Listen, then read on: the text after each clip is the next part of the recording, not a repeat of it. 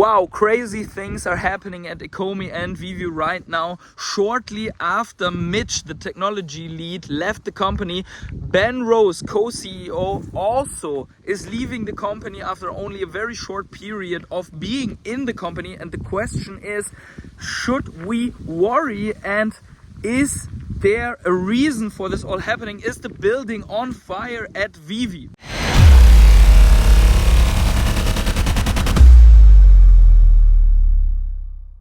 Hey everyone, it's the Patient Hodler coming at you with a very short video update here out of the beautiful fields. We didn't do that for a long time. If you enjoy these updates, then smash up the like button right now to a new all-time high. Let me know that you want more of these updates and outside videos. Also, let me know in the comments below already at the beginning of the video why you think that all of this is happening. Mitch gone, co-CEO gone, back to founder-led approach and so on. And let's jump right into this discussion. So obviously Ben Rose was perceived as very successful at Veve because he came into the company and suddenly things started moving, things started coming out, and the sentiment even was a little bit better. He was even by the people that are more negative towards Veve perceived as very competent, and many hoped that he would bring a more Web3 and crypto related approach, and some even hoped that he might bring ecomi onto Binance because he was coming from Binance.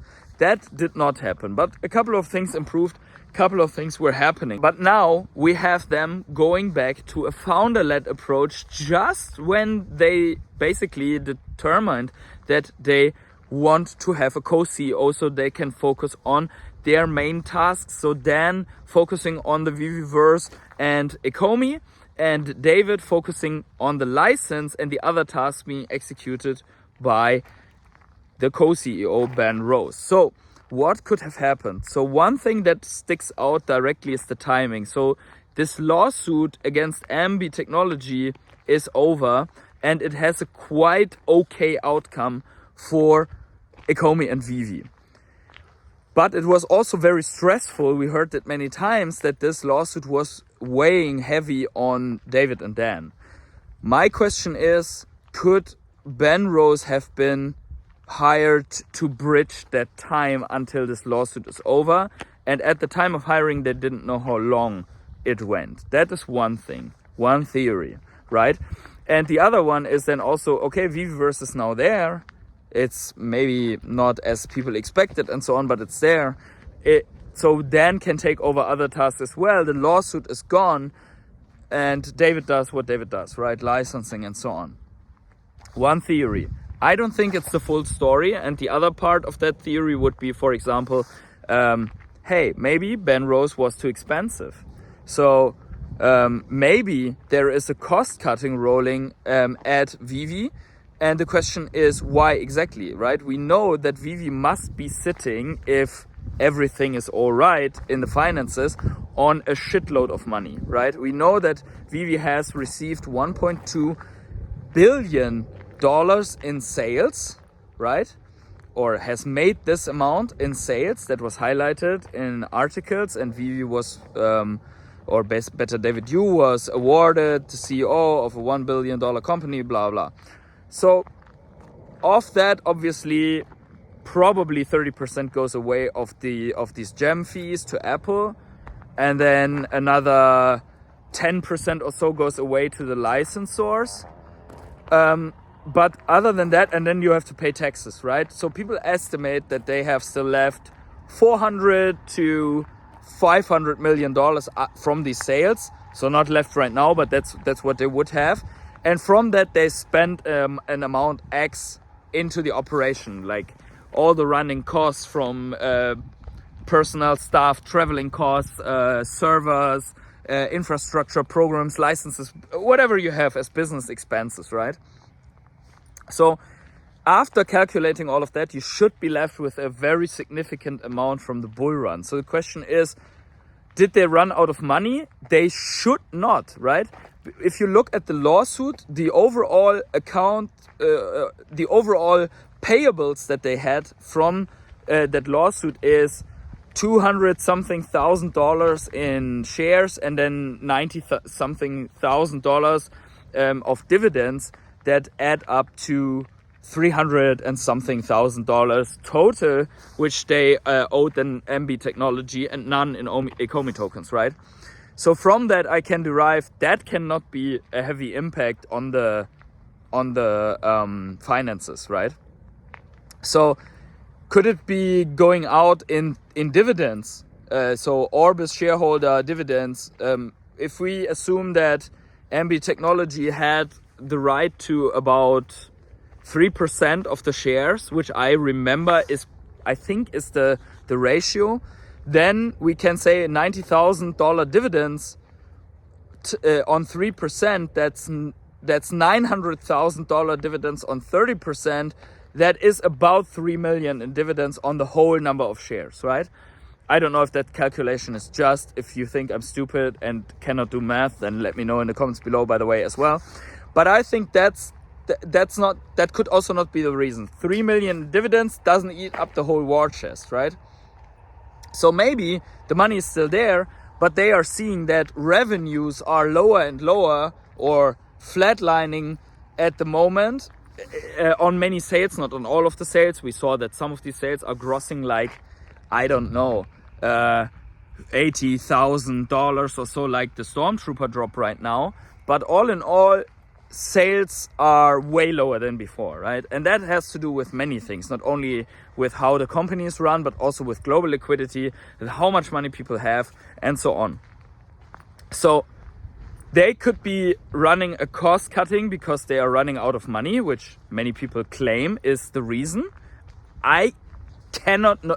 I don't know why or how this money could have completely be drained, because they were always running a rather lean approach to the organization. I mean, we saw it that developers claimed that they don't earn that much and that Veve doesn't pay that good, right? They didn't have many. We saw them hiring blockchain team or whatever, right? It was only one person. And then we saw that they were hiring a couple of positions directly from the community, which I don't know what they are earning as salary, but I also assume that it's not that high, right? I don't know, but I assume it's not that high. So the operation was already pretty lean. Now, if you cut out Mitch, you probably have to replace him. If you cut out Ben Rose, you don't have to replace him. If what I am speculating here is true, that he was more taking over things while other important things like the lawsuit were running on the side. Now, the explanation for onboarding him, though, was that they wanted to focus on these other tasks, so not anymore a full founder-led approach, and now they're going back to founder-led approach, right? So it's a little bit difficult to understand, let's put it that way. Now, all of that in mind, having money problems directly or indirectly with lower sales and running more lean in itself is not a problem. But as always, we don't really know why things are happening. So a couple of things could be resolved with a little bit more communication, right? So there will be a founder to community video update, I think, which Veve announced here. So that is coming. So we have to wait for that.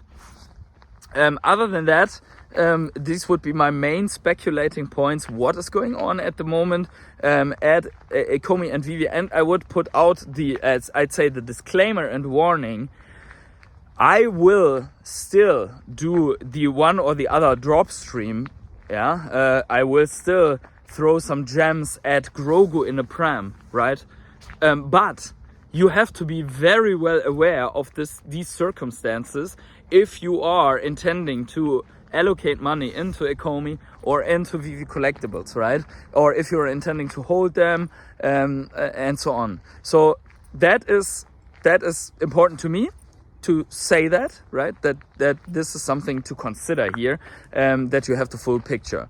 Co-CEO out, technical lead out, back to founder-led approach, back to lean approach as it seems. But overall, we have to also see that the concept is still the same, I would say. Like massive brands, the collectibles have good quality and so on. There is an engaged community. I would say it's rather big if you compare it to sales numbers of other projects. If you're considering, I don't know, Decentraland, Sandbox, but also other NFT projects which are either not around anymore or are doing poorly. Then there are some NFT projects that are doing well, but they are not around since the last bull run. So overall, I really want to see what's happening once liquidity hits the altcoin space and NFTs, one or the other NFT project comes out, maybe gaming hits a run, right? We will see. Maybe nothing happens, maybe Veve just stays flat until they finally give up, or maybe they're just going to get this whole business to the next level. Question is how, right? I can't really see that, but as I mentioned before on the live stream, there are many ways to do that. You reinvent yourself. You just you get a big license and you get traction in the bull run. You sell the business to a bigger player that scales it in the right way, which is also risky for us, especially because they could just fuck it up and fail, right? But they could also make like a really big thing out of it. So all of these options are always there.